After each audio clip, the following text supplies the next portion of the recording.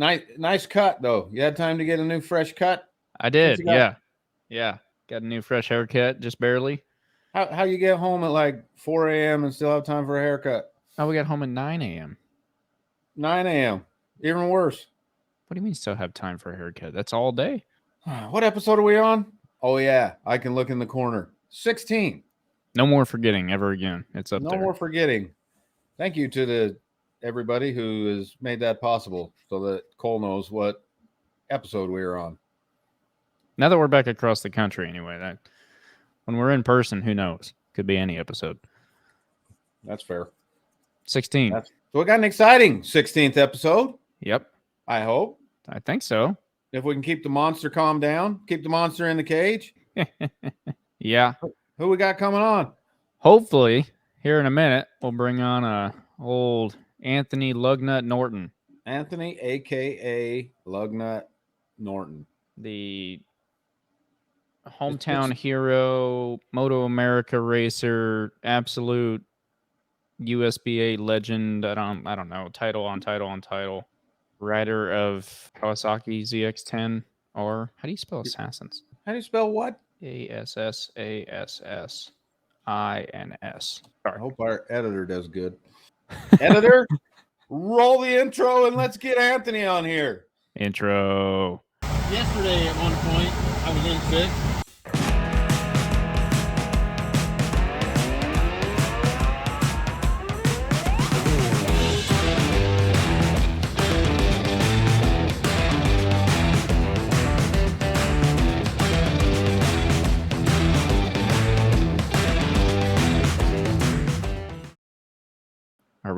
Are we live? Yeah, we're always live, Easton. We're live. That's what's up. I love being live. Well, hey, we brought our guest. Do you want to go ahead and introduce yourself, guest? I am guest. I'm Anthony. Anthony Lugnut, better known as Norton. What's up, guys? That's all the introduction I need. That's it. That's not all. Much, man. Everyone just knows you by that. Yeah, well, they'll look me up after this with all your guys' followers and everybody listening in, and we'll make sure more of them do. But they'll find out. If they don't know who I am, they should go look at it right now. Instagram at Lugnut_521. Say what's up while you're there. Hell yeah. That's what's up. Yes, well, sir. Yeah, we brought on special guest, not just guest, special guest, old Lugnut over here to see talk the first about... old joke. Okay, all right.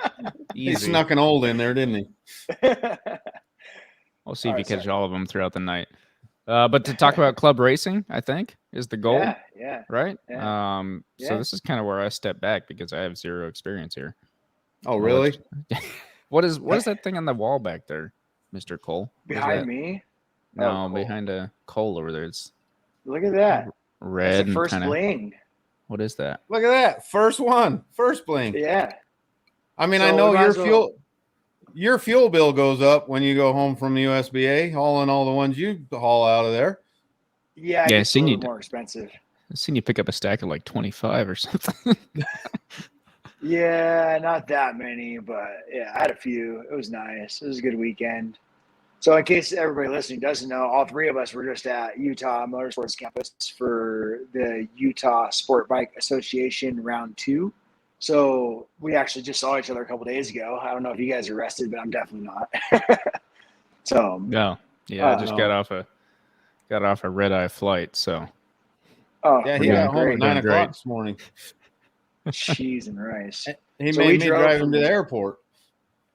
Oh, nice. Well, you guys only had an hour and a half, 2 hours from the track, right? So it's not too far. Yeah, it's an hour and a half. Well, it's probably closer to 2, honestly. I'm actually a day and 8 hours away. You were flying. We already established this.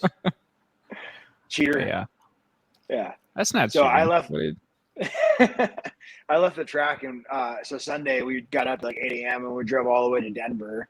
But we stopped at the Olympic Center at Park City. That was pretty rad. And then drove all the way to Denver. So this, I don't know when this episode will come out, but we either will have just raced or about to race in Denver. So 2 weekends in a row of club racing going on for us. But I'm actually in Reno, so I had to fly out here for work. So we drove to Denver, got on a plane this morning, flew to Reno, worked all day, now I've been looking forward to this all day because it's a nice, relaxing conversation about something we all love, like motorcycles. So, that's what's up. I mean, that's why we do it. So that's absolutely. what's up. That's why I Well, couldn't Sammy, steal any tires from you because you needed them. From me, Yeah. honestly, I didn't even think about that. I'm actually bummed I didn't think about that because I have like 6 stacks of takeoffs, like all from the last 2 weekends that I rode.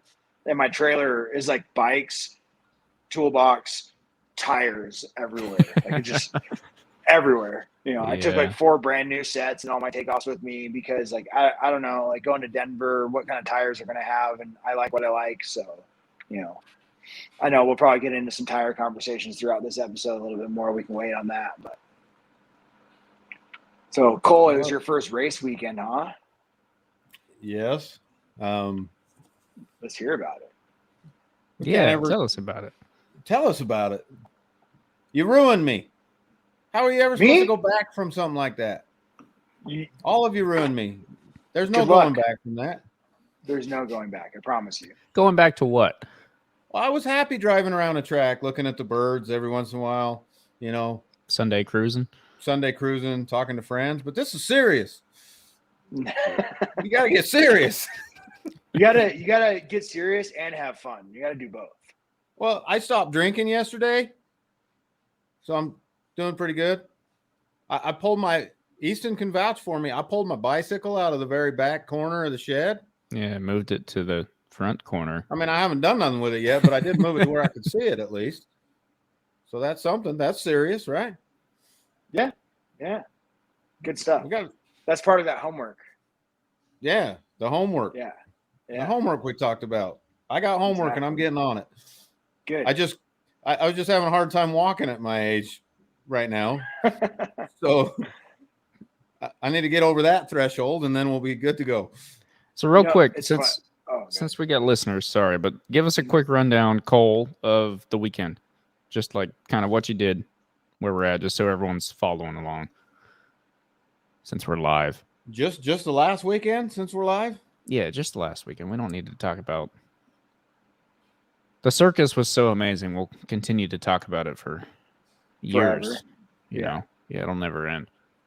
Well, which part? I mean, I did my first race. Dude, I just wanted like a play-by-play. Like we got there. We did the track day Friday, right?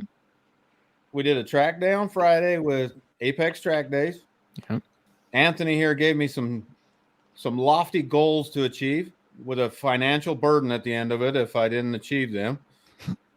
Punishment. Financial punishment. There you go. That's better. Yeah. So we went out, just started pulling personal bests. Did that ever stop though? It didn't ever stop. And I kept telling people it was going to stop and it didn't stop. So let's put you on the spotlight. Before this weekend, we were riding Utah West. What was your fastest lap time? Actual. 156. 156. 156 was your PR before this weekend. Yes. What was your fastest consistent? Like can do that for 4 laps continuously. Before the weekend. Yeah. Before the weekend, I'd say like 158. 156 was like that breakout lap for me, but 158s were the average. So, how'd you do? Finished off the week with a new personal record of 144.11. Holy hell, that's some time you shaved, man. I'm proud of you. That's awesome. That's 12 seconds. That's huge. That's huge. That's massive. That's insane. Like, my gosh. I mean, let's go back though real quick to your Friday track day, because you came in from your first round. You're like pointing at your lap timer, like, dude, look at this, look at this, look at this, look at this. If you had done that time on Saturday, would you have been anywhere? No.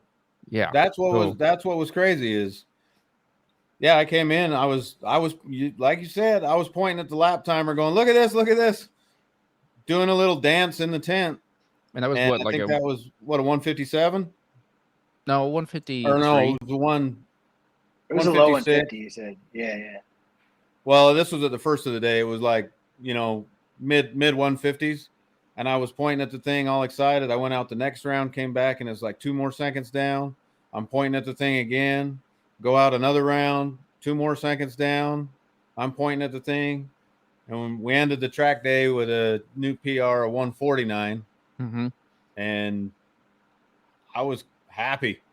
I guess happy. that kind of holds true though, because I was going to say like, kind of always been told you'll drop 5 seconds once there's a checkered flag involved, right? That's what. So that's kind of the point I was getting to with that. It's like, I think I told you too when we talked about it because we had a little wager, but I just see it happen all the time. I mean, even my first race weekend, I was doing like, I think it was a 58 at Chuck Waller or something like that. And I went out there and dropped 3 seconds, just because it was qualifying in race time. It's just something that flips in our head. I tell people all the time, track day riders, if they reach out to me, it's like, hey man, like, how do I get faster? And most people give the response more, oh, where's my hand? More of that, less of this, right? Like more gas, less brakes. Yeah. Right. But, ultimately what it boils down to is like grid up. Like if you want to go faster, there's one solution. You just get yourself on the grid, because something in our heads is like, oh man, I got to go for it. There's a checkered flag. There's a $2 medal at the end of this race that is all mine. If I just go out there and lay it all on the line. That was a question I had for you though. We were kind of laughing about the medals, right? Because a medal's a medal. It's awesome. You win a race, but at your level, when you get there, how much does it actually like? Does that still hit something for you, or is it just kind of like, yeah, whatever? It's less about the medal, like I have them all, and I'd be lying if I said they were all on display. I think I have a drawer and a dresser that I don't use. It's packed with medals and plaques and everything else, and that's not tooting my horn. I race a lot, like, every other weekend if I can, but it's more about just at this point, it's like racing myself. Like I had somebody ask me, like, if I show up to a race and I don't really have much competition in the race, why would I even do it? Because every lap is an opportunity to get better, for me. And I have some ambitions and goals. And so, every opportunity that I have to go out there and figure something else out or try a setup on the bike or something like that, I go do it. The ones that really start to add up, after that first amateur season, you want to chase an amateur championship or whatever, go for it. But after that, you step up and you battle for an expert championship and you win it.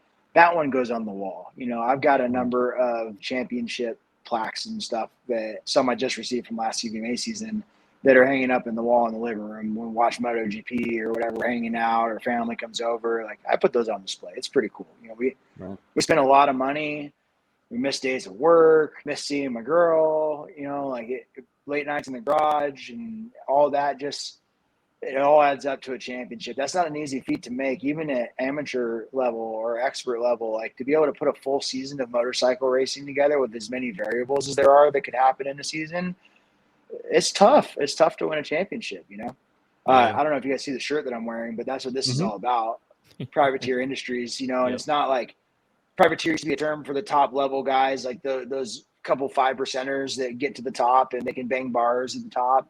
But really, it's a different perspective. This privateer industry is where, I don't care if it's your first race weekend or if you've had an illustrious career being a privateer at the top level, we're all doing the same thing. We're all chasing that lap. We're all chasing the next guy ahead of us and chasing that next accomplishment, whatever it is next on our list, Yeah, so I wanted to ask you about that. Well, this is a big question, I guess. But one, just realizing, how much it does actually take, like you're talking about, to put together a full season. It's not just racing. Like I think you and your girlfriend are more than just I ride motorcycles. You've dedicated kind of the majority of your life outside of work, if not also part of work, like you mentioned, to building, racing, and cleaning up afterward motorcycles, right? So absolutely. My question with that is, like, is the goal to eventually get past that or to just keep that going? I don't think there's getting past it, right? Like, I remember listening to Kyle Wyman when he was running that Ducati program and talking about how much effort it took to get that program, just from track to track. And actually, he recently did a podcast with Corey Alexander talking about that. And that was really refreshing to hear again. It's a struggle bus, but I don't care what level you get to. Like maybe MotoGP or World Superbike, they have their own struggles that look a little bit different, but it's you don't get past that grind, whether it's training or, just the logistics and balancing the home life. We all have someone at home or something to come back to. And so I don't think you ever really get past that. For us, it was actually super random. I don't know if you guys saw on my Instagram today, but I ran into my girlfriend in Denver. So yes, I've she was seen it. she's super random. She wasn't supposed to be there. And so I was like, I messaged her. I was like, hey, I just cleared security in Denver. And she's like, cool. I just hit the ground in Denver. I'm like, what? So because I wasn't going to see her for like 14 days between work and racing because she's got her pilot stuff going on, you know? And so it was nice. Like we actually got to spend an hour together, you know, because there's times where it goes a couple weeks where I don't really get the chance to see her. And that's been tough for me recently too, because Stacy's been a huge part of my success. Like my first Moto America round, she was the one, her and my buddy Sean, you know, they were doing tire changes, changing clutches. I totaled the bike, which I recently showed you guys those pictures, and they're the ones that fixed it and put it back together. But she's always been the one that's been right there to support, you know? And so it's kind of a new evolution in my racing to kind of have to go at it on my own, you know? And she struggles with that too, because she wants to be there. So Right. I was very fortunate, you know, like most people's wives or girlfriends would not put up with the lifestyle that I lived doing this at all, you know? But when we met, she knew I was buried into this. And so, you know, she knew what she was signing up for, and she's my biggest supporter. So very fortunate for that, because otherwise this whole thing would not work at all. Right. I know it means a lot more when you have somebody to share it with as well. So absolutely. Yeah. And that was cool. Like for you this weekend, like it was your first race weekend. So you had the family out there, and, you know, everybody got to take part of that and see your success. And I'm sure pulling into the pits afterwards, like it probably felt 10 times better just having somebody to come smile at afterwards, you know, and everybody patting you on the back for it. So yeah, absolutely. So this might be out of order, but so I don't forget, I wanted to ask you, so at your level, so let me back that up a little bit. At my level, one of the things I really look forward to driving home from the track is I can't wait for round 3 to see what can happen, right? What we can do. But for me, and you know, you watched me, and don't judge me from that last one, man. I was gassed. But no, I watched more than that. So, and you did good in that one too, man. You did good. But just driving home, I'm like, this corner right here, I know I'm screwing it up. I mean, it's brutally obvious. I know what I can do better. I've got this giant chunk I can work on here, and I've got this giant chunk over there. And I think about that, like from your perspective, from the guy at my level watching you, are you still, it's just almost hard to comprehend that you're going in a corner going, I can do this better on the next one. But are you? Yeah.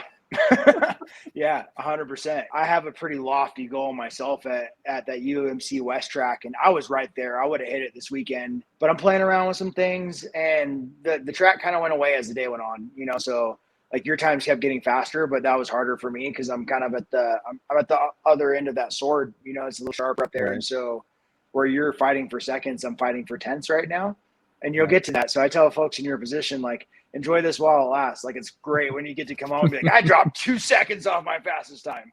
You know, yeah, and you're like, dude, I got 0.03 of a second. I was happy to match it this weekend. I was like, dude, I'm on the Dunlops. I'm on a new front end. You know, it's all different. No feel like I was used to. So, like, for me to just match my PR, that was a win for me. I was pretty stoked about it, you know? And so it gets to be that point. No, like, couple things. Like, after the race, you know, me and Ty, I don't know if you guys actually got to meet or talk to him much, but he was the guy on the R1, my buddy that was pitted with us, Apex Assassin as well. You know, we had a couple battles out there. Yeah, pink bike. Okay. Sorry, bud.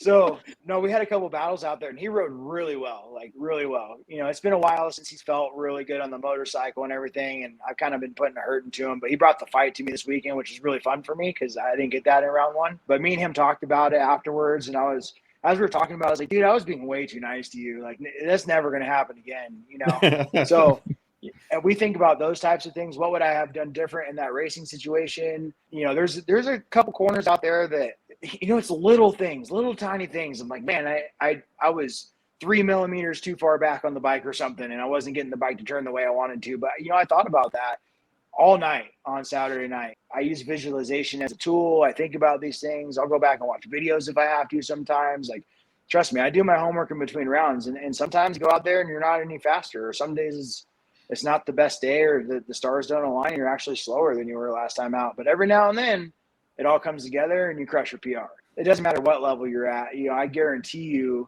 you know, Chavi's been dominating Moto America and Super Sport. I guarantee you he's trying to figure out how he can beat everybody by an extra second. You know, I guarantee it. You know, that doesn't stop. No, never. So let me pick that apart for a second. Because I mean, we've put you on a pretty good pedestal, and I think you absolutely deserve that. But maybe we can bring you down for a second and ask you some Please. real life questions. Please. This weekend, you did a 1:30.6 something, right? Which was that was really fast, right? But you mentioned getting Really into the 129s on the West track, and how that would be kind of God status because people haven't ran that time in a long time, right? It's been a while. I think the last one, if you guys don't know the name, look him up sometime at your leisure. But I think the last one to do it was Shane Turpin, he's got a resume, you know. So yeah, and he might have even went high 28s at one point in his career. But the idea is the track isn't getting any faster as the time goes on, and so I think 129 right now is even a larger challenge than it might have been at one point in time. The reality is I just know I can do it. You know, I know in my heart I can do it, and you know it's going to take the right conditions for the track because that track does. I mean, we were facing 140 plus degree track temperature, which is it was really high. You know, so you know after qualifying it wasn't going to happen. You know, I won't end this year without doing it. Like all you listeners. Accountability partners, like it's happening 129 before the year's out. I promise you. Are we putting a financial meal on that also? I don't care. I'm not doing that. He's gonna do it. Hey, I tell you what, he probably will. Yeah. I'll tell you bet against him. I'm not betting against this guy. I'm begging one of you guys to because like every time somebody does it, Ty won't do it. Ty won't bet against me. Richard won't bet against me because the minute they do, I go out there and I take their $5. You know, and it's always $5 or $10, but I don't care. I'll break that bike in half for $10. I don't care. Well, what time do you want? Let's do it. We'll put it on so the world can hear. 29,999. I don't care. Anything that says 129 in front of it. Right. I was hoping I'm for serious. 129.5, but get out of here, dude. Like you're asking me to go a full second, you know? Yeah. I'm gonna try. Shit, I want to do a 27, but you know, like let's be realistic. Well, yeah. I'll see you at the 129. Yeah, I'll do that. All right. We'll 129 anything. A dinner in Arizona. How about that? Oh, yeah. Yeah. All right. Since I'm on the East Coast here, and I probably next time I might see you. I got a nice place out there. Yeah. Not too expensive either. So okay. I was like, nice. You mean like, you know, the dollar sign on Google just keeps going?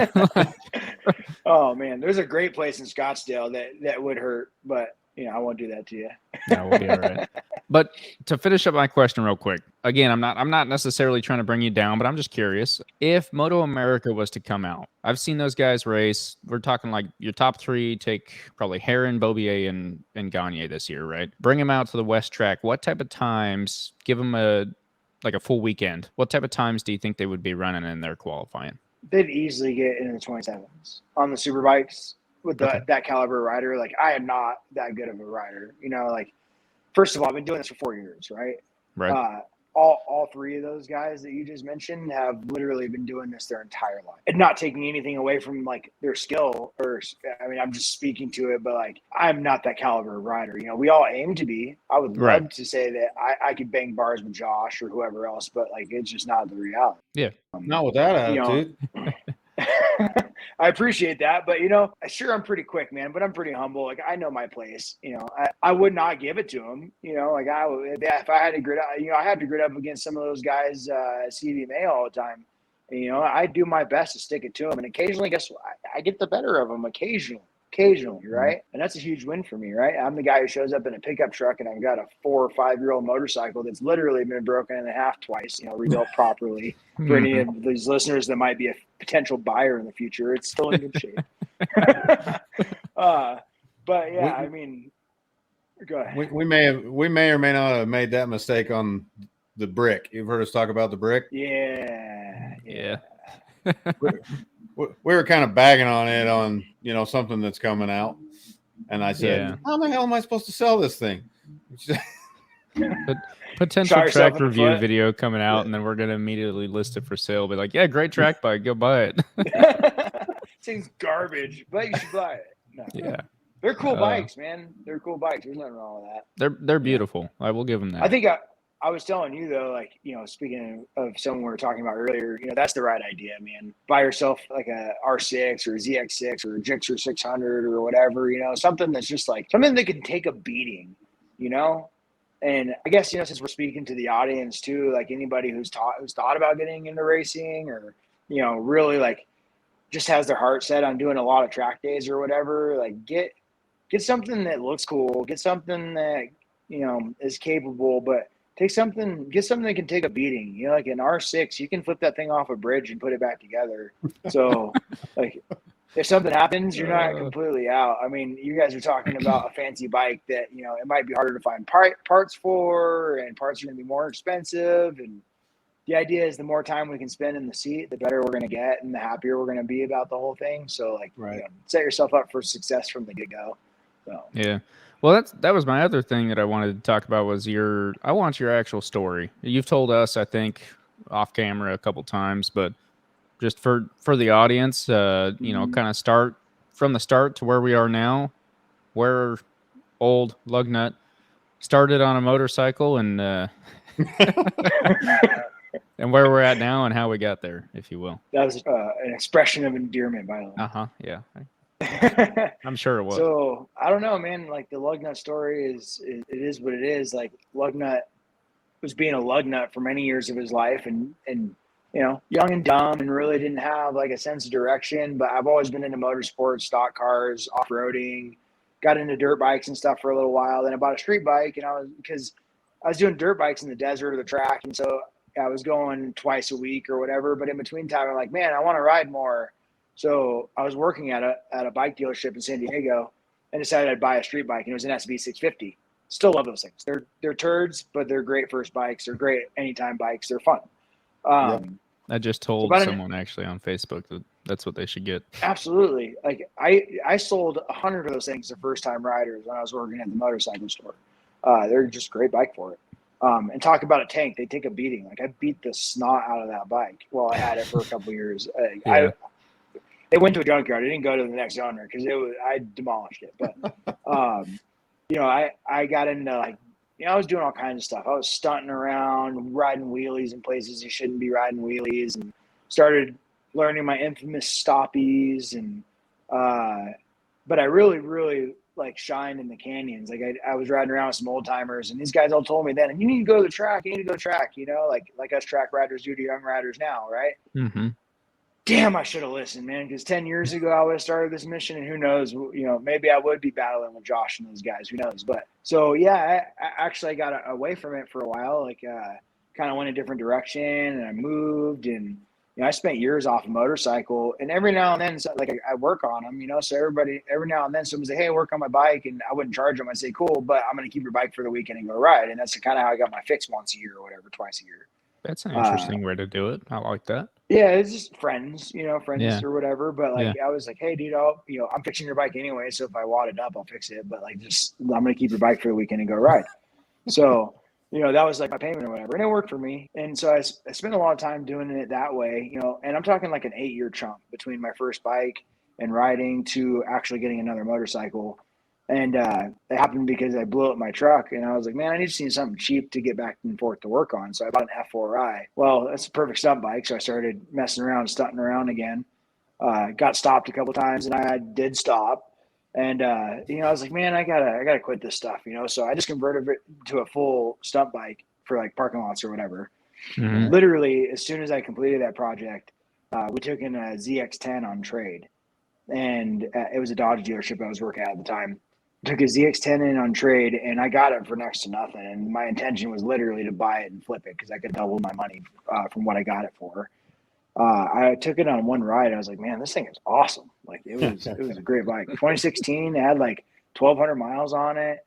Beautiful bike. It rode amazing. I rode it for around for 4,000 or 5,000 miles on the street, canyon riding or whatever. And one of my buddies, he's a club member, was like, hey, let's do a track day. And I was like, all right, fine. So I did my first track day. I rented a truck.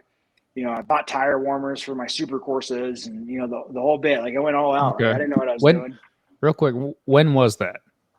Give me a year or what? Something. So that would have been July of 2018. Okay. My first track day. Right. My birthday was October. Never mind. Sorry. So October is my birthday, and so for my birthday, there's a story I went to there. There's a story there is, man. I can't tell it though. it just came up last night, so I'm laughing. It's fresh, you know. Gotcha. Being a Libra, so if Rainey sees this, she's gonna be laughing right now.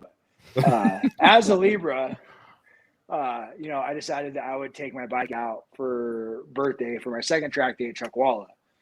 And I did that, and you know, and back to the first one actually. So when I showed up there, like I was under no impression that I was the world's fastest rider, but I thought I was fast, you know. Right. And so I went straight into B group, and I was doing pretty well, you know. I'm not out there. You did your first track day in B group. Yeah, That's what's yeah. up. All right. It's different for guys like us, though. Like when we grew up, Southern California, like every road's a canyon, you know. So it's kind of we have a little bit of a leg up jumping onto the tracks. It's kind of nice. All so right. Sure. we're familiar with being on the edge of the tire and whatnot, and we're dumb enough to crash in the canyon. So the tracks, like we just kind of go out there and send it around, right? I see it a lot. But Gotcha. yeah, so I jumped right in. So you're saying C group in California, at least Southern California, is just non-Californians, not necessarily, or just old people on Ducatis? Some of that too. We're gonna make so many enemies with whoever owns Ducatis. Oh, that's man. all right. I have one in the garage too, so it's okay. In the garage. I have one in the garage too. In the garage. Yeah, it's a garage ornament. Yeah. Actually, you guys saw it at the circus. It came out of retirement for one session at the circus. So yeah. But what was the miles an hour? Not trying. Yeah, that's what I was gonna say. What was the top speed there? Yeah. Yeah, not even trying. That thing is so fast. That thing is probably faster than my race bike. But so yeah, so I, you know, anyways, back to the first track day. Button Willow was the track. Went for a single day, and you know, I showed up there, and I knew I was hooked from the very beginning because what happened was, like, I was watching the guys ride in A group, right, and I was like, man, like, okay, that's what fast is. Like, I'm nowhere near that. And it was impressive. You know, I was thoroughly impressed, but at the same time, like in my head, I was like, I'm going to be that guy. You know, I want to be that fast guy. And so mission started out, you know, and so I went back to the canyons for a while and riding around for a couple months until my birthday. Went to the track day. That's Chuckwalla. So it was October of 2018. Literally went home after the second track day, traded my street fairings for a set of carbon and track fairings, cut the headlights off the bike, safety wired it up, and went to do NRS. So November of 2018, I went to do NRS and got my race license. That's where I made my mistake. I just kept doing track days instead of going straight to NRS or NRC. Dude, honestly, or whatever it might be in your state. Yeah. I was literally just talking to a young guy on Instagram about it, and he reached out to me. He's like, man, like, I really want to start racing. He's like, I want to do CV Main a couple seasons from now. I'm like, what? A couple seasons? I was like, no. Tomorrow. Like, yeah, NRC is October 6th. I'll see you there. You know, like, yeah. I'll make sure you're ready. Trust me. You know, we'll talk about it. You know, because especially because I'm a little on the older side, and I didn't start till I was older. You know, if there is any regret for me in this sport, it's that I just didn't get into it fast enough. You know, I didn't get into it soon enough. There it is. Mark that. Yeah, didn't get into it soon enough. If you have a question, and I'm not one to talk because here I am not racing, but anyway, if you're ever thinking about it, or man, maybe I should, maybe I shouldn't, I'm not quite fast enough, I think both of you can attest to this. Just go freaking do it. Let's go do it. It'll change your life. Yeah, because as soon as you show up, you drop 12 seconds, right? Right. Yeah, it's easy. Yeah. Piece of cake. It just happens. Yeah.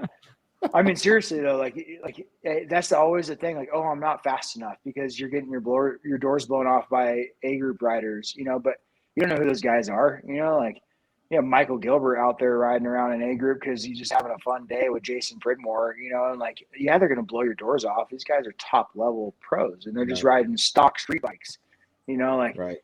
Don't worry about it. Just go race. Dustin Coiner is actually one of the guys who said it all the time. He was like, dude, there's always somebody to race. Like, if you're doing 220s or 140s, like somebody at the racetrack is going to give you a run for your money. You know, you're not going to be the only one. So there's always someone. Yeah, man. So my story was that just 2 track days in, cut the lights off, and went racing. But you know, similar to your little bit of success there, Cole, I won my first race. And you want to talk about a curse? I was a little bit lucky. A little bit lucky. My buddy Tor, we're still buds today. We became friends almost immediately. He ran off course and he tracked me down. It took him 6 laps, but he tracked me back down and he made the pass on me. But man, I stood him up so hard. I punked him because I was like, dude, I led 6 laps. There's no way you're winning this race. So I won my first race. But like now, like what's second? Like it's you got to win everything. You feel like sometimes, Yeah, you don't want to. That's true in life. I mean, going back to, if you're thinking about racing, just do it. Mm-hmm. Time's short, but it's kind of symbolic of everything else in your life too. If you want to do something, go do it. And I wish I would have found this sport a lot earlier. I have that same regret. I've always been into motorsports. I've always rode motorcycles or 4-wheelers or whatever they are, right? Desert riding, Harleys. Harleys, but. Well, hey, we're place nice for to all everything. motorcycle riders here, right? We are. They're cool, kind of, I guess. They're easier to drive across the country. True story. I would not ride my race bike anywhere beyond 1 lap at a time. Yeah. So I don't know if I ever told you, I had a similar addiction story though. The first track day I did, Easton talked me into going. Mm-hmm. And I just picked up a Ducati Super Sport, which is not a real aggressive stance sport bike, but it's got clip-ons. Yeah. I picked that up, went to one track day thinking I'm just going to knock this off the bucket list. I'm going to go do a track day. Been there, done that. I trailered it because it was up at the ridge. Put it in the trailer, and I told Mama on the way home, I said, I got to buy a bike. And she says, you got 15 a week bikes. later, Why do you need another? Huh? A week later, he sends me a picture of an S1000 in a trailer. I was like, what? Attaboy. Attaboy. All right. Yeah. My bad. That kind of goes back to that Ducati thing, though, is that bike was great. That bike was fine. It's not. But it was a Ducati, so it wasn't that great. You're just trying now. What happened to loving all motorcycles in this? Yeah, really. I love Ducatis. They look beautiful. Enough said. Next. Period. Dot. Yeah. So you're gonna finish out the USBA. Obviously, you're up racing. Where'd you say? So we're at Colorado. MRA. Yeah. So MRA is this weekend. What does MRA stand for? Motorcycle Racing Association or something like that. I don't know. Oh, they're just okay. All right, they just went out there and they're like, we're just motorcycle racing. Yep. Yeah. All right. Motorcycle racers. There's so many. Like it just cracks me up. But you get into it and you understand, right? But I think some of our listeners don't race motorcycles. Don't. So I try and break it down as much as possible. That's a good point. Because I think you and I talked about that. Like, for those of you that don't race, there's literally club racing happening everywhere in the country, and just look it up. Just look up motorcycle racing near me on the old Google and see what it says. That's what I'm talking about. People are like, well, I do a track day, but I don't know how to find it. I'm like, just Google motorcycle track day near me. That's how I did it. Like when somebody asks like what part fits their bike, on like Facebook or something, like it's just, I can't respond because I'll have something smart ass to say, but I'm like, dude, Google, you have a phone, just Google. Oh man. It drives me nuts.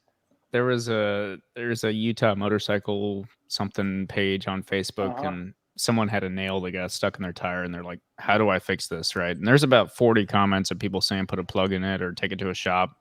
I got on there. I was like, put slicks on it, race fairings, dedicated track bike.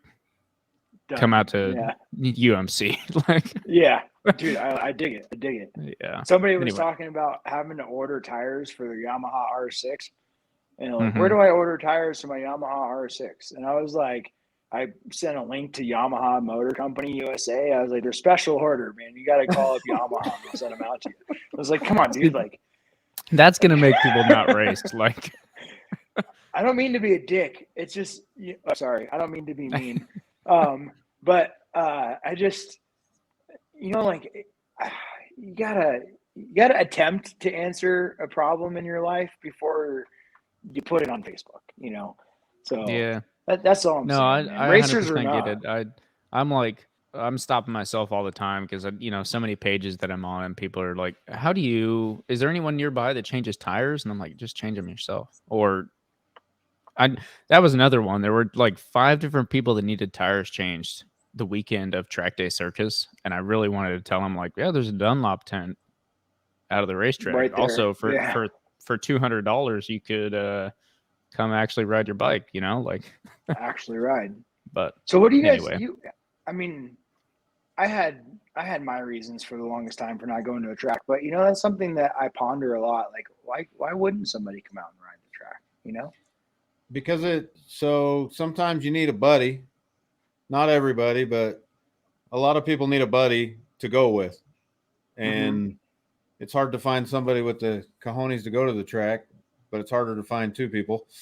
Yeah. Well, I think for me, and we've found talking to people, everybody you talk to, it's just going back to what we were talking about earlier. You need to have the right attitude, because if I want a Ferrari, I'll go get a Ferrari. If that's my life goal, boom. I've always been that way. If that's what I want, that's what I'll do.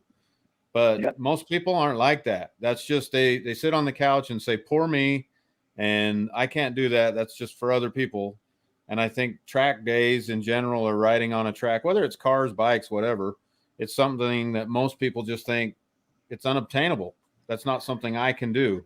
And what they don't realize is it's absolutely the simplest thing. Your SV650, I mean, you can buy a 10-year-old one for, you can mow their lawn for them. They'll probably borrow it to you for the weekend. Yeah. Pretty much. Yeah. Yeah. I think that's really want to go to the track. That's our biggest goal, I think, was to get the knowledge of how easy it is and how available it is more spread. Because I've talked to friends before, like, yeah, I go to the racetrack, right? And they're like, well, I can't. I'm like, I think for me, before I ended up going, the big thing was I had a bike, but I didn't have all the gear. And the gear is a big thing, right? Yeah. Right. So gear is definitely the number one, like, upfront cost. You cannot go without the gear, and it's not cheap. Right. So, buying a motorcycle to ride on the road, not cheap itself, whatever. But then spending an extra $1,000 or more on gear, that's a lot. I'll give you that. Yeah. And then I think for me personally, it was like this. Well, I can't go to the track if I don't have a trailer, and I don't have, like, I had to have the whole setup before I ever thought I could go. Right. Because I have always got this, like, image of what everything looks like.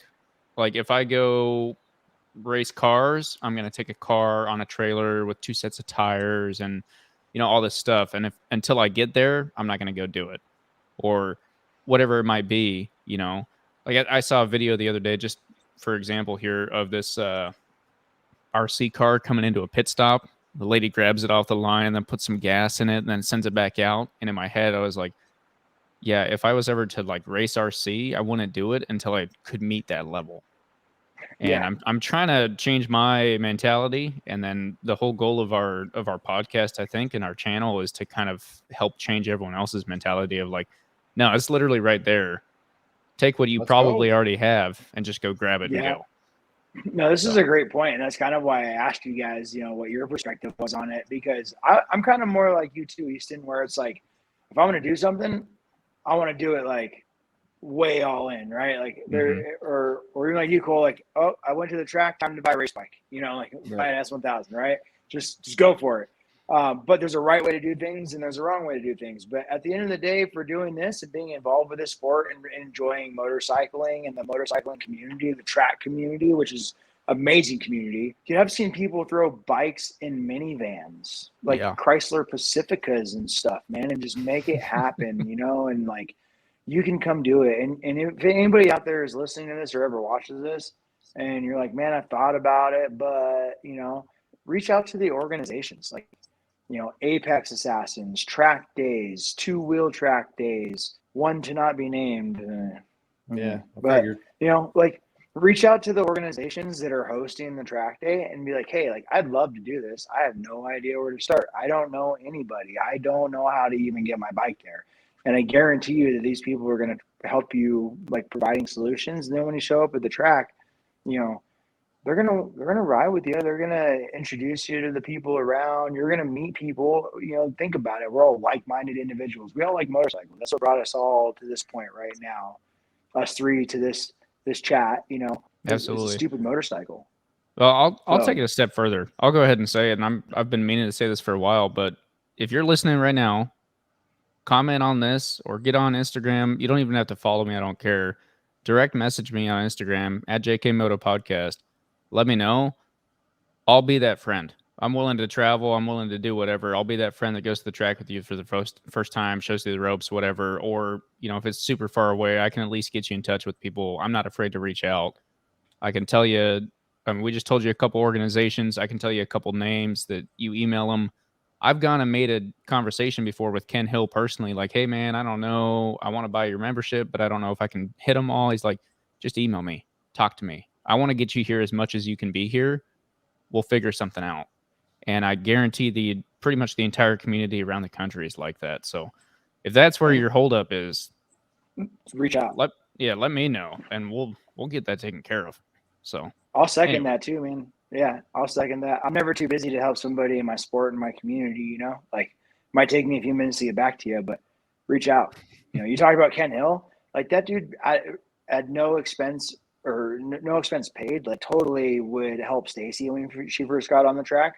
He would review her videos. He'd shoot her videos back. They'd talk about it, and she showed progress. Like, that's just – that guy makes a lot of money coaching and doing what he does in the sport. Like, he's very valuable, and you'll pay for his time, but he's also the same kind of guy that will give you some time just to see you get further involved with the sport. And the more you guys like get into this, you listeners, if you're not already, the more you realize that there's nothing intimidating about it. Because I think being intimidated for one reason or another is a big turnoff for a lot of folks to come out and ride the tracks with us as well. Give it a shot, just get your toes in the water. The water's nice, where everybody's cool. So speaking of intimidation, real quick, I want to bring this up, Cole, and I don't want to put you on the whatever here, but well, I'm in the corner. I'm good. So the biggest thing that intimidated me was that I wanted to drag my knee.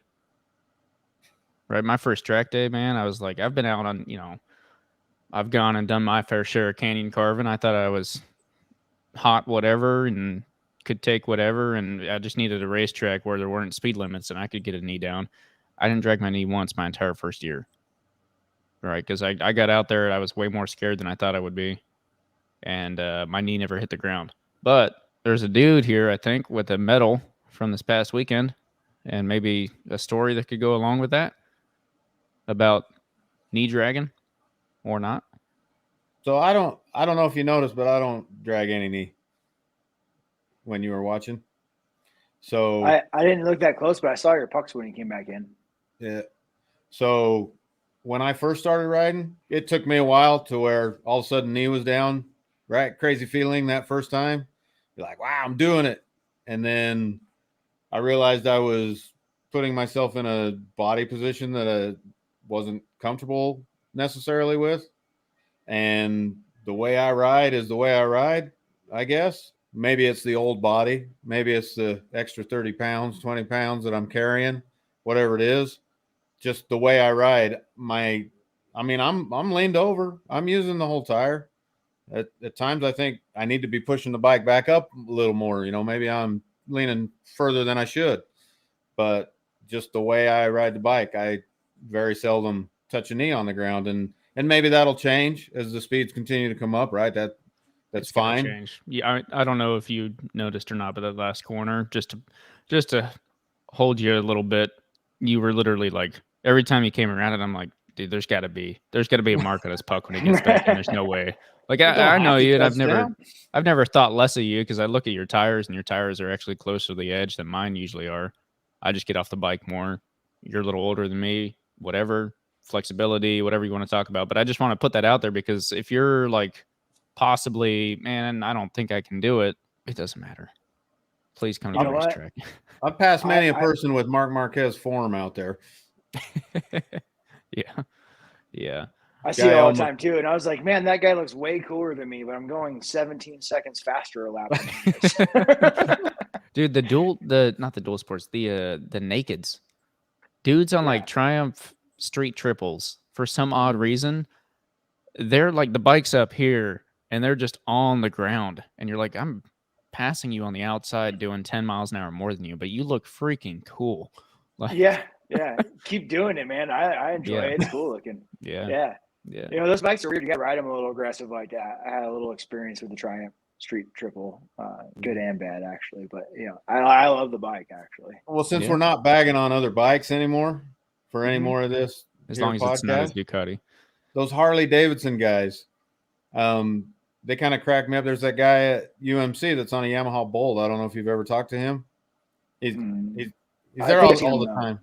It's like a white Yamaha Bolt, and I Mhm. know he usually in the C class, and I know that guy can ride. He's choosing to ride the bike he's choosing to ride, and I've been on the track with him at times, and he's got ape hangers on it. I mean, they're pretty big, right? And the amount of Yeah. body language he has to put into that thing to get it to turn, you just go by him, right? It's not that he's going that fast, but the body English he's putting into it is amazing. I mean, you can tell he knows what he's doing. It's just it's a different challenge. It's a different challenge he's chasing, trying to get that bike to go fast, Oh, rather for sure. than just jumping on something that was designed to You do know, it.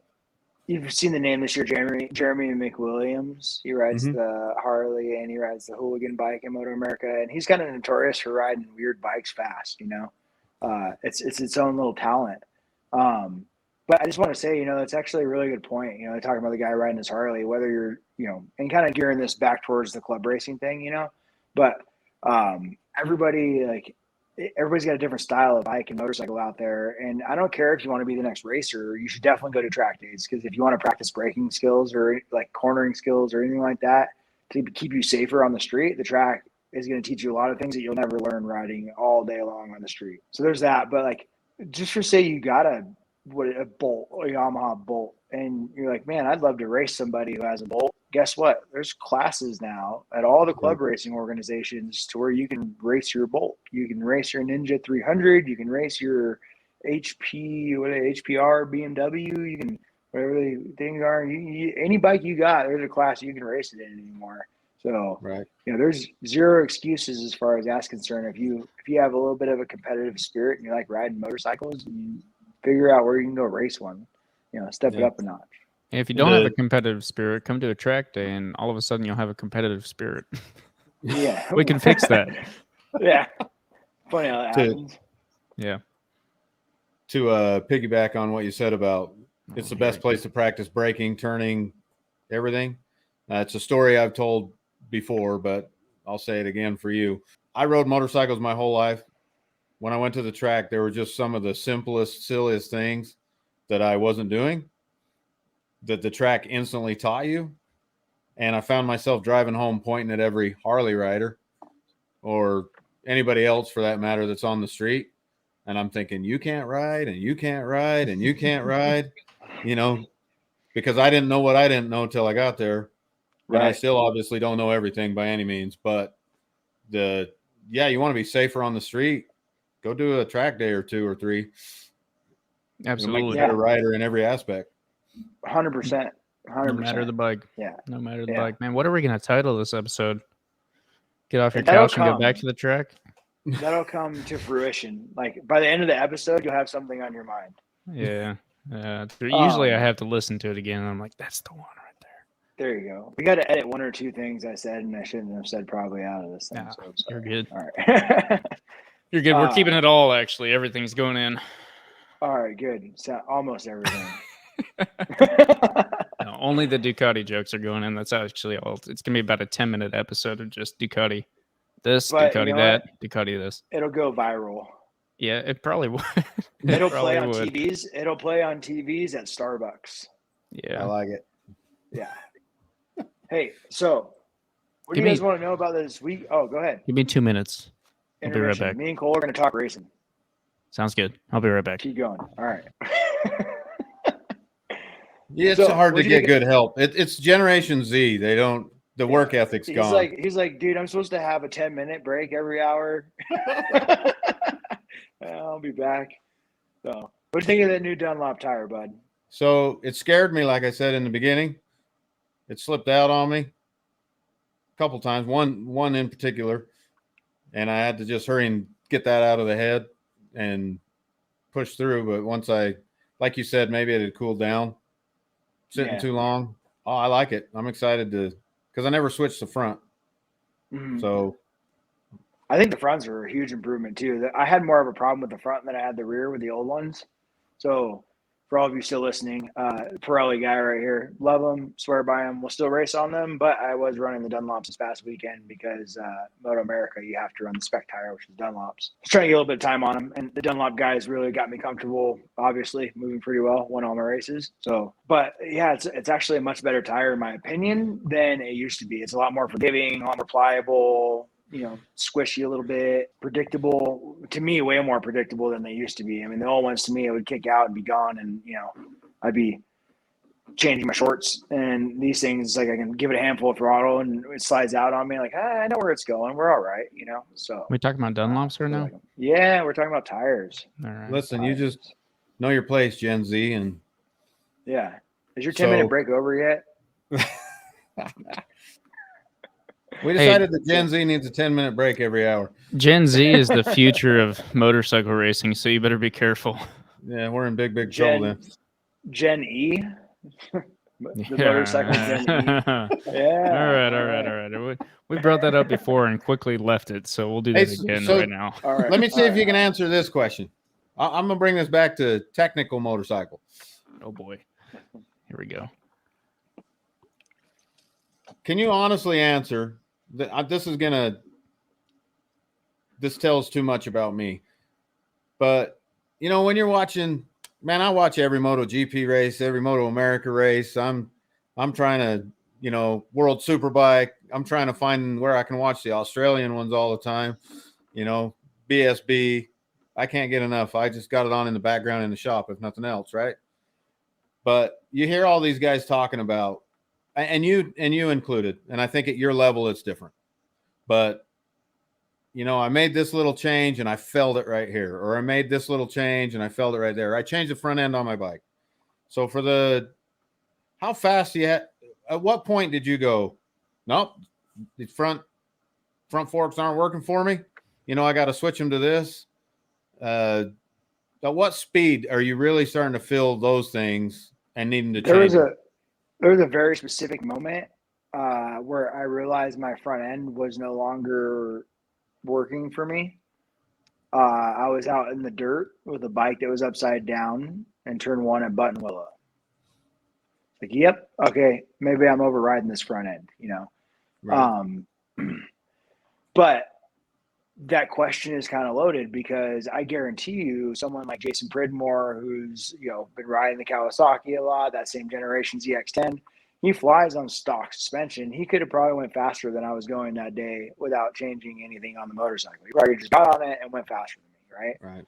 Right. So that question is different for everybody now, or the answer to that question is. But I get asked a lot about that, about like changing suspension on a bike or what changes to make to a bike to make it better. I was just talking to somebody this morning in the airport about it.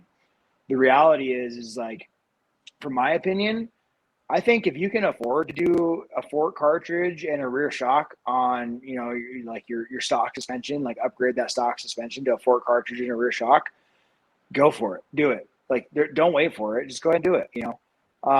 There are some downsides to that too, but my premise is as we grow, it makes it easier to change the motorcycle to grow with us, because the motorcycle is going to change for us every second that we go faster, Right. Even on Saturday, like I qualified P1 and I went out for the race and I didn't change anything for the first race, but the bike wasn't handling the same because it was a little bit warmer out, and so whatever, like things change, right? But with the aftermarket suspension, with the Ohlins or GP cartridge or something like that, which I run, you can change things pretty easily.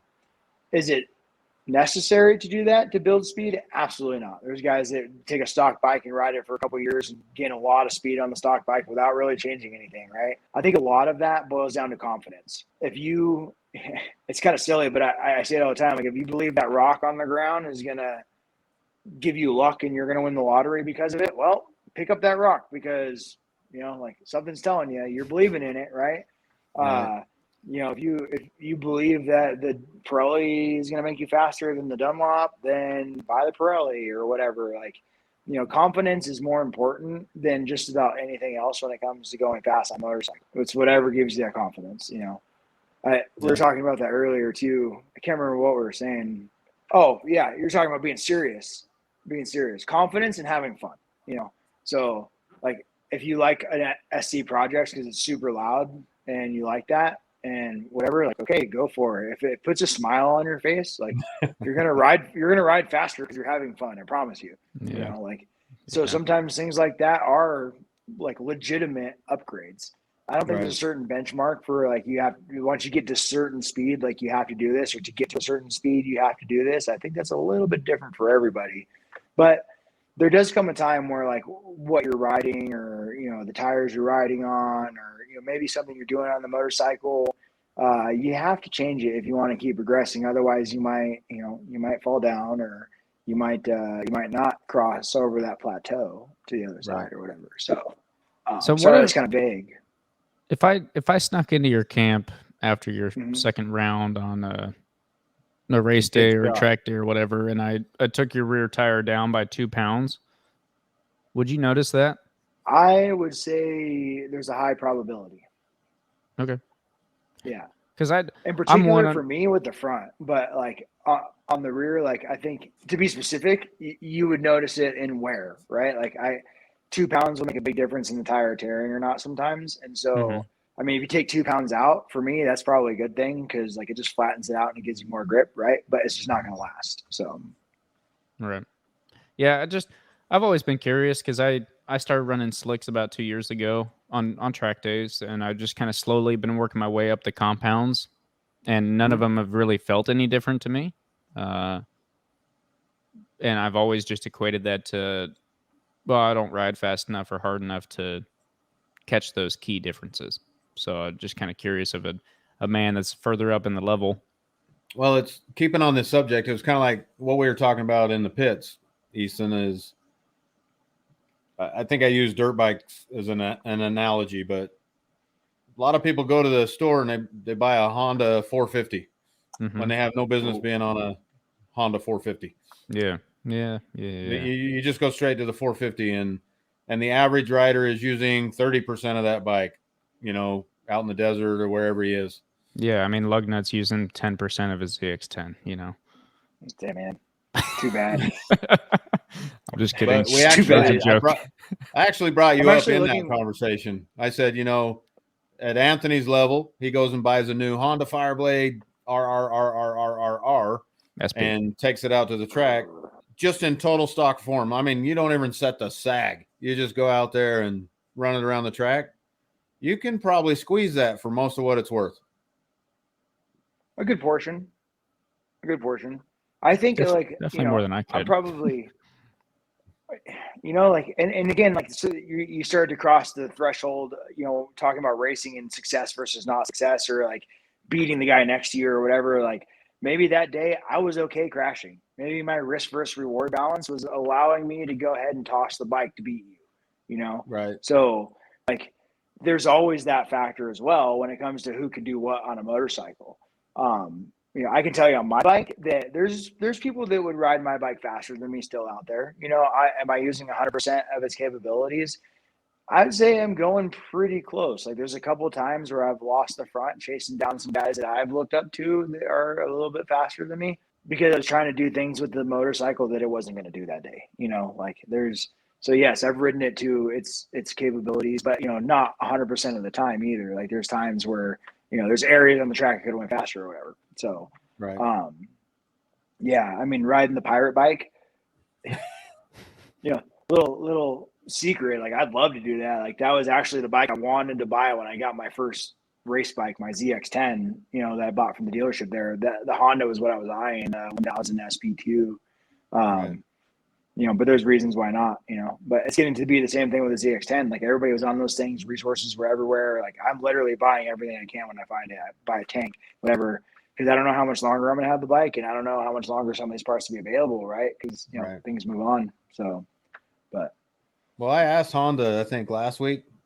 I asked them to come back to Moto America, so they probably listen. I heard that. Yeah. I heard that. Everyone listens to only- this. Jack Miller has been for sure. So They haven't called me yet, but I Absolutely. can't carry my phone on the track. So Okay, you've been riding, so that's where you're check messing your up. You need the voicemails. Bluetooth while you're out there. Hey, what up? Yeah, big no. Please don't But do that.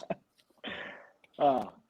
Yeah, man. So- So pretty good weekend at Utah, man. It was good. Like you got a podium your first race weekend, so you dropped a ton of time. We had some good battles in the Expert Open bikes, and at the end of the day, talking about club racing and why it's so fun. Like Moto America is a blast, right? Like I've done a couple rounds or whatever, but at the end of the day, like it takes me 7 hours to get away from the track because I get to see everybody. Everybody comes by. We have conversations. They have a barbecue. You get to laugh about the battles and everything. Like there's just an element of family and fun and competitive spirit that goes on at club races that I find it hard. Family. Yeah. There you Family. go. Yeah. Hand me a Corona. I hope you're listening, Nick. So yeah. But dude, I find it really hard to believe that there's very many communities out there in the world that are the same way as racers, as club racing in specific. Like, pro racing has its own traveling circus kind of idea, and it's kind of the same thing, but just on a different scale. Right. The camaraderie and, like the relationships built and everything just from club racing alone are actually a huge reason why I keep doing this. I think that came up earlier, like, as far as maybe my future or when I might stop or change directions a little bit. But the reality is, like, it's guys like you that I've met, and it's just built into a relationship and we're friends and, we get to see each other at the track and talk away from the track. And, I think 99% of my life is people from the motorcycling world, thanks to, just going racing, riding the track or whatever, and I wouldn't change it. I love it. Love it 100%.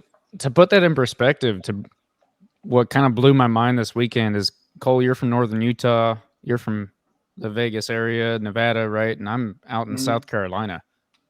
And here we are all talking to each other about motorcycles, and here we were hanging out for the past 2 weekends in the same place doing the same thing, right? So you want to talk about a tight-knit community. I mean, I met you in Atlanta, Georgia, because your colleague talked to you at an airport.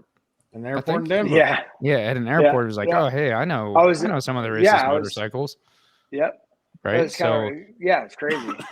I was wearing our Apex Assassins hoodie, and this guy's like, "Hey, what is that?" I'm like, "Oh, motorcycle racing." We started talking, and I showed him a picture. He's like, "Oh, my buddy does that." And I was like, "Oh yeah, what's his name?"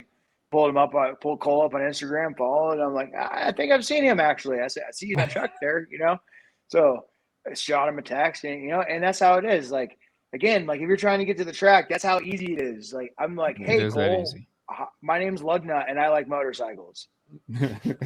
We are now friends. That's it. It's over. We're friends, right? So, yeah, I absolutely love this community, and racing makes it even more so. There's it's a long story again, but I'm not going to tell the whole thing. There's a debate over having a family-friendly atmosphere for a club racing organization or promoting a highly competitive club racing organization. And I can tell you, I've raced at both. I raced at family, oriented, like, hey, like, let's not trade paint, but let's go fast and try to beat each other. And then I raced at CVMA, which I would say is probably the most competitive club in the country as far as club racing is concerned. Like, if you want to go to a nationals race, but you don't want to go to a nationals race, go to CVMA in the wintertime. Guaranteed. Like, the names you see there is ridiculous. In the comments, let us know if you got something to beat it. I want to see it. Yeah, please. I'd love to see. Honestly, like I will grab a handful of guys, and I've been thinking about this for a long time. We're actually going to do it on the West Coast. Here we go. It's coming out right now. Yes. Hey, I'll sponsor some of that travel. All right. You know where I'm going with this. Yeah, right? I know. All right. Do it. You think you have a faster club? I'm looking you in the eye. Do you think you have a faster club than CVMA? Drop it in the comments. Make sure you follow these guys so they know where you're from and whatnot.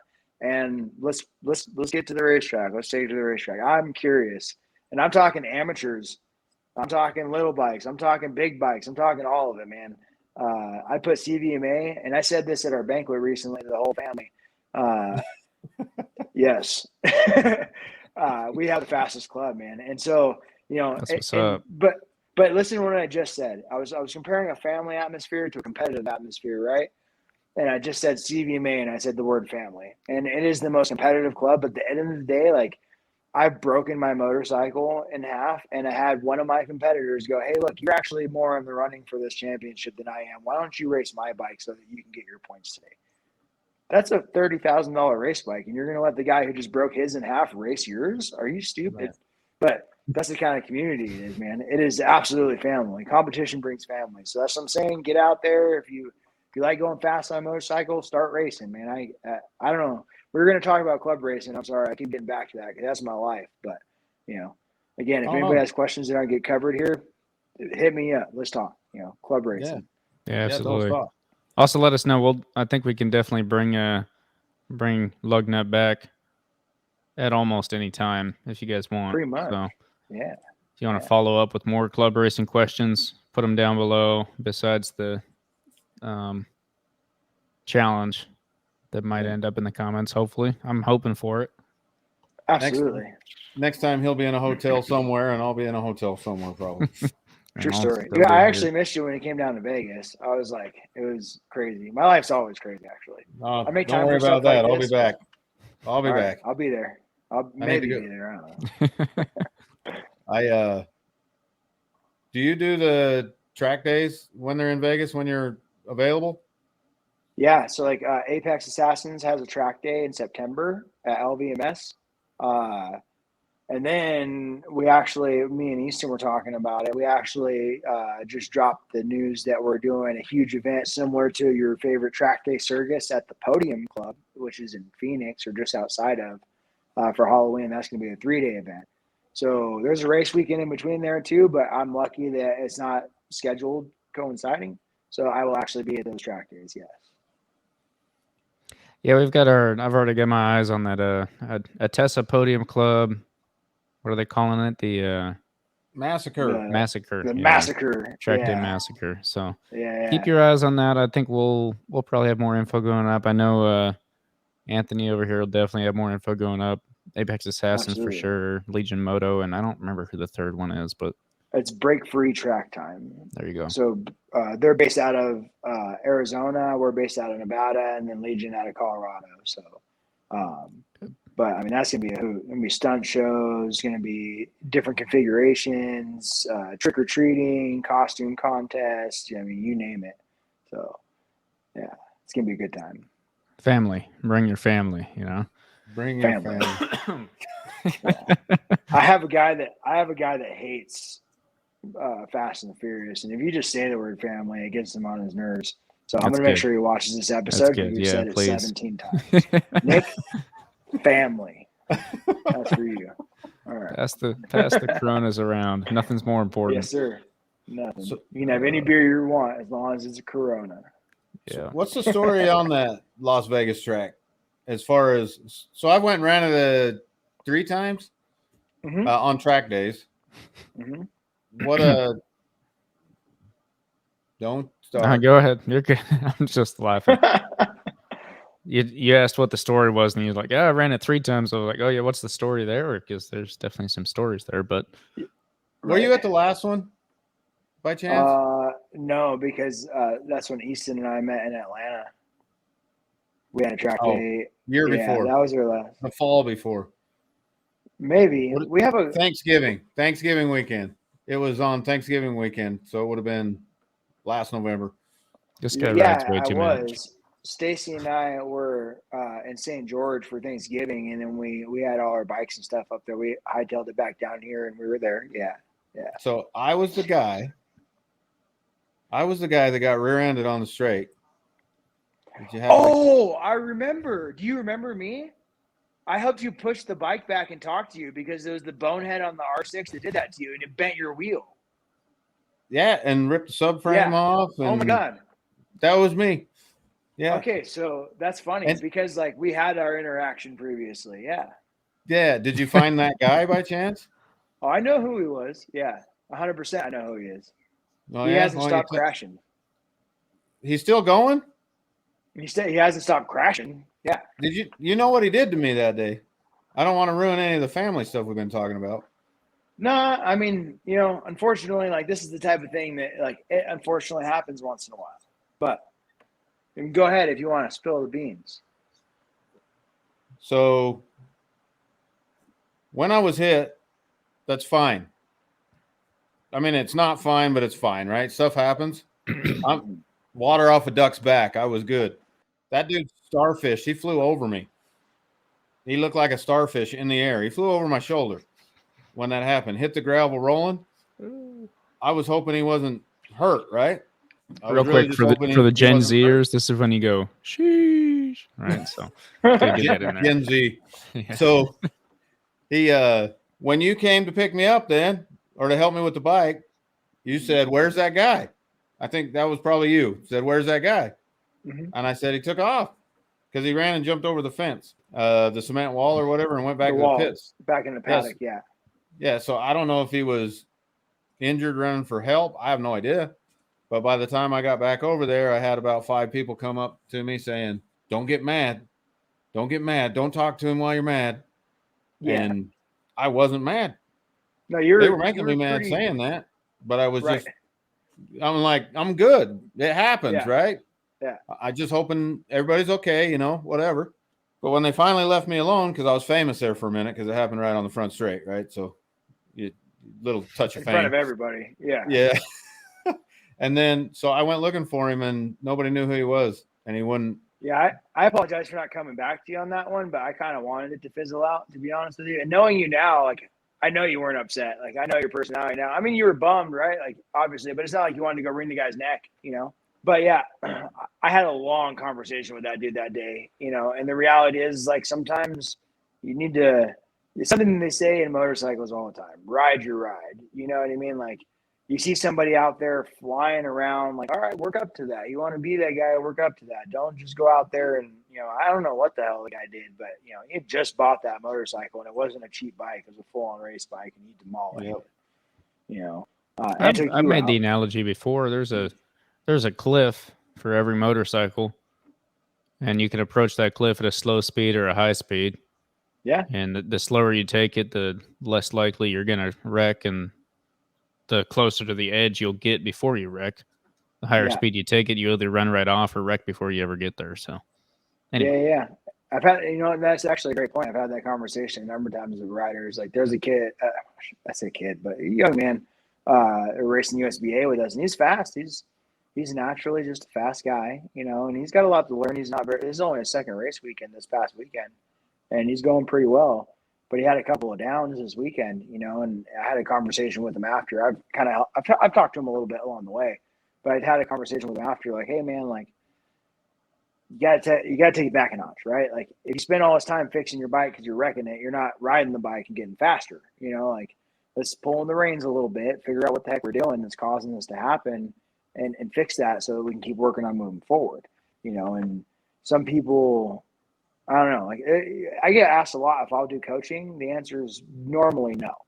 Like, if I know you and I know your personality type and we've talked about things before and we want to move forward with a little more coaching, like, maybe I'd be interested in doing that for you. But, like, the reality is, like, it's so hard.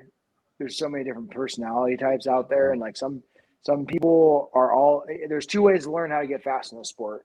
And it's only 2 ways. You can take your time, you can take your steps, and you're going to increase gradually, right, in your pace, or you're going to go out there and you're going to send it, right? Like, there's the senders, and you're going to crash a lot, and it's going to cost you a lot of money, and it's going to be hurt and everything else. But you're going to find the limits, and you're going to figure out how not to cross them eventually.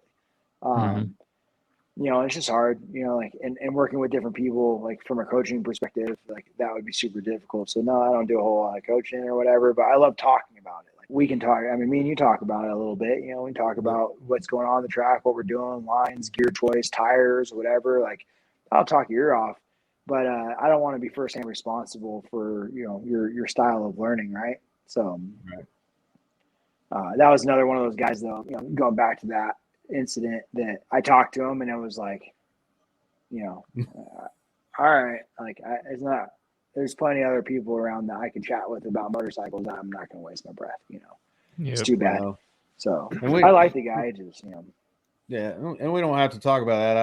I just left the track really curious. Like, did he think I was going to go after him for payment, or that's what I never just understood. to be honest with you, he didn't realize what he did wrong. He thought you parked it on him, and which didn't happen. You've seen it. Oh yeah, no, that didn't happen. There were bikes directly in front of me, and I made the executive decision to sit behind those bikes through that corner, but I was right on them. Yeah. No, you did what and you were supposed to. I heard him coming, and he wasn't making that corner. Oh no! Even if you guys weren't there, he wasn't going to make it. Yeah, he got sucked in, as they say. Yeah. But he was mad about it himself. Not that you were going to come after him, but that he felt like something happened that shouldn't have happened to him. And I was like, well, yeah, it's you. You shouldn't have happened to you. But whatever. Yeah. All right, Easton. I won't bring it up again, other than to say, I've been doing this a little while now. I've put 2 bikes down, counting that one, and both of them have been in Vegas. Yeah, I mean that one wasn't your doing. I don't know about the other one, but the other Vegas one was is my a fun. doing. Vegas is a fun track, man, and it's really fun. It is. It's flat, and so some people it doesn't have appeal because of that. But I can tell you right now, like there's a lot of motorcycle like track riding schools that use that track. There's top teams that use that track for testing because it offers challenges. It offers different types of corners, and so like we were talking earlier about going to a track day to practice your skills and to get better at stuff. Like couldn't ask for a better track to go practice different skills. Like you're seeing a little bit of everything. The only thing you're missing there is elevation changes. Mm-hmm. So yeah, I agree with that. I keep telling Easton we need to go out there, and I've been trying to make. I mean, we tried to make it a couple of years ago, and then they canceled the Vegas one on us last second. So the COVID thing. If you guys ever come down to Vegas, and like especially you, Easton, coming from so far, you need a bike to ride. I might know somebody who's got motorcycles and stuff. I'm just saying. Roger. We'll keep it in mind. All right. So, question for you, Cole: are you gonna come race CVMA this winter with us?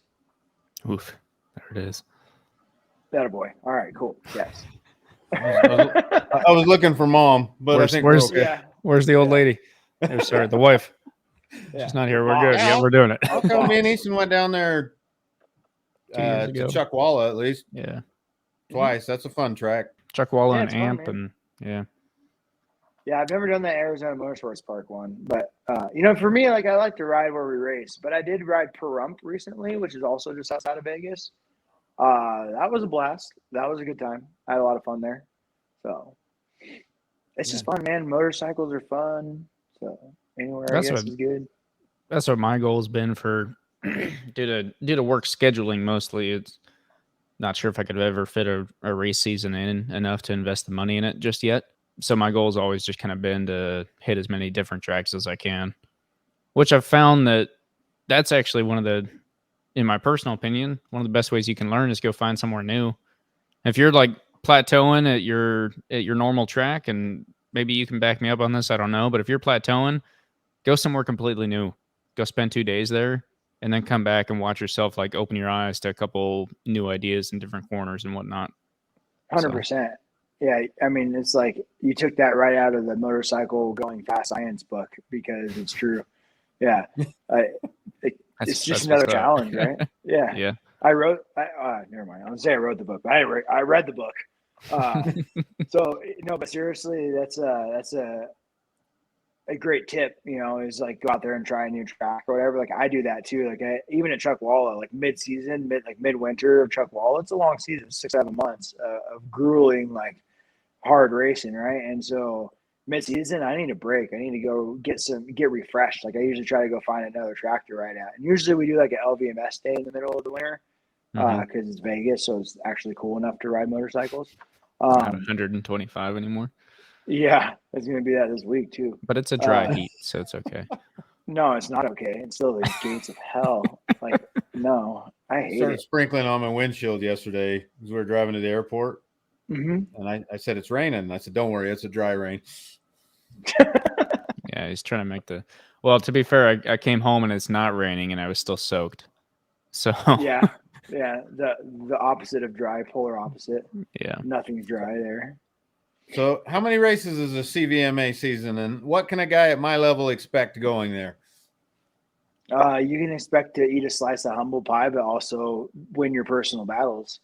You know, when I was talking, when I was challenging the rest of the nation's world. motorcycling community about club racing a minute ago, Hang dude, on. the amateurs, Is it the world or just the nation? I don't give a shit. The world. All right. Yeah. All right. Yeah. That's a big. I ain't That's scared. a lot of sponsorship We ain't right there. scared. Gauntlet thrown. Yeah, absolutely. We ain't flying bikes. All right. You can fly to us. Rowboat. We'll rowboat that shit there. Yeah. Just put paddle tires on them. We'll ride them across. Hey, I've seen those dirt bikes, surf bikes. Have you seen those? That's crazy. Those guys are nuts. But yeah, CVMA is 7 rounds. Starts October 7th.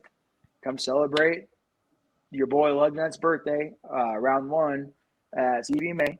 And it goes through April. So we run the cold months when nobody else across the country can race because they're snowed in or it's too freezing. You know, we're usually chilling in 65, 70 degree weather in the desert in Southern California, going fast on motorcycles. So, yeah, it's CVMA is an experience, man. It's probably one of the more professionally run organizations as well. We model a lot of what we do off of Moto America, including some of the class structures. Advantages of CVMA is they actually qualify for every race. So when you go to really? CVMA, and so again, the listeners, I'm going to keep going back and forth because most people don't really know the difference, but if it's this weekend, it will be my first time racing with MRA in a few years, which is in Denver. They run a couple of different tracks in Denver. I have to start at the back of the grid in all of the races except for their premier race. And their premier race, they have a qualifying session to determine who starts where. But because they don't qualify for the rest of the classes. So I might be 100 seconds faster than the guy in front of me, but I'm going to be starting behind him because I haven't raced with them and I don't have points in that class. Right. USBA, where we were just at, was the same idea. Like you had to start in the back of your races because you didn't race first round, so you didn't have points, right? Mhm. But so CVMA, every single race weekend, there's a qualifying session for every rider, and your lap time will put you on the grid in the respective position for your races for the entire weekend. So, it doesn't sound like your opinion on that? I love it. It's safer and it's more fun. Like, I mean, watch Moto GP, right? Like, what's part of the fun? You got Q1, you got Q2, and then you got the hold my beer race, right? Like, Yeah. I mean, and that's all before the real race. And so, like, it's just more involved, and there's a different element to it. And there's people that can qualify really well, but maybe they don't have the racecraft. There's people that don't qualify well, but they race really well.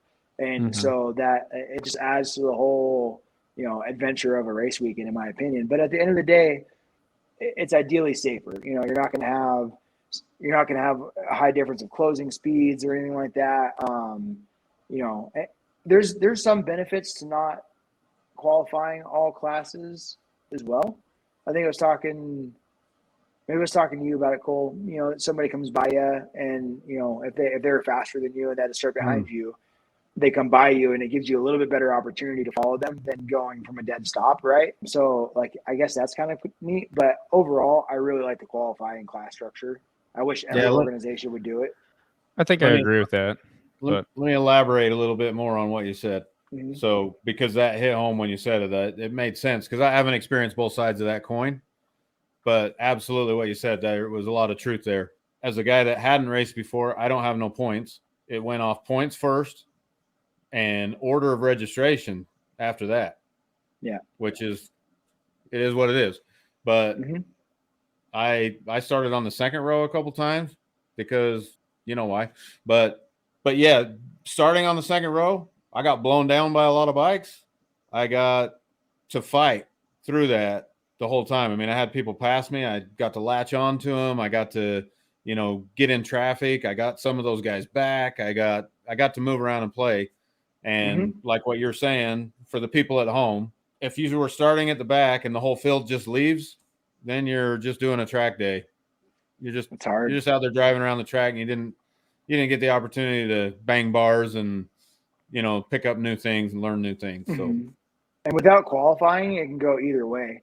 You know, like you can get fortunate enough to be gridded in the right position where it works out to be a fun race, or maybe not. You know, the thing that is tough about qualifying is the guy who's behind you is 0.2 slower, and the guy who's in front of you is 0.2 faster, which means like it's usually a grind the whole race. You know, like it's very close and very competitive, and sometimes it can be somewhat lonely because maybe that those 0.2 differentials just reflect lap after lap after lap in the race, and it becomes that track day situation. You know, so you know, to both sides, there's a positive and a benefit. I just think, to me personally, the qualifying outweighs the you know, points gridded system or whatever, for safety, first of all, and secondly because it just adds the extra element of fun to the weekend. Like, I like to go qualify. You know, it's my opportunity to really turn my switch on for going fast for the races. You know, right. So you know, because racing again is a lot of that mentality. You know, that's why, like I say, you bet me $10, I'll do it, because now I have more of a reason when you go out there and qualify. Like, I mean, you know, we're club racers. We got to go to work on Monday, but on Saturday and Sunday, that's our dreams come true. You know, we get to go out there and we get to be the MotoGP. We get to do our Q sessions. We get to go out there and grid up and fight for that win, or fight for that point, or fight for that championship, you know? And so, like, the closer we get to what we idolize from just a club perspective, the more of an experience it is for the riders every single time out, you know? And some people, it is their entire ambition to get a race license. That's it. Some people, it's their entire ambition to win an amateur race. And for some people, they want to win a national or world title, you know? But at the end of the day, like, giving from a club, because I'm part of CVMA too. So, you know, that's just something I do to give back to the community. I do tech inspection for CVMA to give back to the community. But as an organization, you know, the racers are our customers, right? And so, like, we do everything we can to give them the best experience every weekend that we're out there. Not every club's that way. They all have their own prerogatives or whatever, but, you know, ultimately, like, that, in my opinion, is what's epic about it. Now, you asked what you get from CVMA. That's what you get. You pull up and you'll feel like you're at a national. There's semi-trucks with multiple motorcycles and pro teams and big names and legends. Like, Tony Elias is there almost every round working with a rider, or hanging out, or riding with the Apex Assassins on Friday or whatever. Like, the experience you get from that organization is well worth making a couple of trips down to Southern California this winter cold. So, I agree. Sweet. Real quick, just to kind of, we're getting kind of long here, but to throw it out for those of you that might not race, or definitely don't race and don't necessarily want to race, I just wanted to say that that's okay. There is another way you can support, and very simply, I was actually quite surprised at USBA round 2 this weekend. There were a decent amount of people up in the seats in the grandstands. Yeah. That was sweet, because I saw a lot of those people go down and hop in cars after the last round and leave. So it wasn't just like the people that came and hung out in the pits, you know, wives, girlfriends, whatever it might be. It was extra people. And I just wanted to say that I think that is, like, if you ride a motorcycle and you're like, no, dude, I'm never going to buy a sport bike, I'm never going to race, I'm never going to be at that level, that's awesome. That's okay. That doesn't mean we hate you. Come out and support us. Come hang out. The family aspect's still there, I think, no matter what. You're coming out. 100%. You're gonna learn a thing. You're gonna have some fun, hang out, and support the rest of the boys on two wheels that are getting it done. So, and it's free. Great point. Thank you. Yep. It's free, and it's shade covered. Yeah. Which is more than Coda can say for most at UMC, of the... it is shade covered. Well, dude, I was watching the King of the Mountain with you running out there, and I was like, this is quality entertainment. Like, why is not all of Utah Valley out here watching this? This is like, honestly, that was a hell of a race, was it not? Mm-hmm. It was a great race. It was awesome. Yeah, I watched the first 3 laps. The laps I sucked. Thanks, Cole. Hey. I was checking in on the Bluetooth though. So all right. No, I sat up there and watched, and I was like, I'm going to watch one lap. I want to watch the start. I want to watch one lap, and then I got to go get my bike ready. And the second lap, and I was into it. And then the third lap, I was into it, and I was like, man, I got to go Tell me what happened. Yeah, man. Yeah, It was and not even just for your. I mean, I'm on the East Coast, so I can't purely talk to people in Utah. But like, go find your local racing organization. You know, WERA, WIMRA, OMRA, CVMA, Motorcycle Racing Association, I guess, and USBA. Sounds like Go something find the them. Thundercats used Google to say. them. Google Yeah. motorcycle racing near me. If you're looking for like cheap racing entertainment, it's there. It's available. it's cool, and man.